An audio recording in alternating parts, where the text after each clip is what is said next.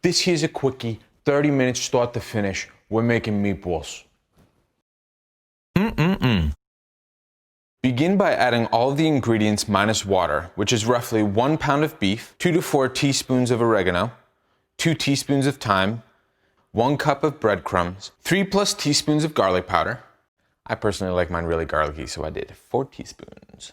1 cup of grated Parmesan, 1 egg, and 1 tablespoon of salt. Try to remember to use plain breadcrumbs, but if they're pre-seasoned, only add a teaspoon of salt. But taste as you go to make sure that the flavor and texture are where you want it to be. Next, mix in the water. This is what will determine how soft or firm your meatballs are. I only used about 1/4 cup of water to get the consistency I was after.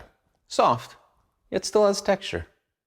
Remember to taste as you go. When it's raw and not safe to eat, you can cook up a piece and get a sense of where you're at with flavor and texture. I highly recommend this. I made all of mine roughly 30 grams. They're all going to vary in shape, so I wanted to make them a similar size. If you used 80% lean beef, don't worry about oil. It'll render its own fat as is. Cook on low heat for 7 to 10 minutes on each side or until golden and cooked through. Remove from heat and enjoy. These are delicious plain, hot or cold, smothered with parm, or paired with bolognese. The only real area where you could run into trouble here is seasoning, so as long as you cook up a mini meatball to taste test it, you'll get a sense of where you're at in terms of flavor and texture. And then you can go from there. You'll be okay. You'll be okay.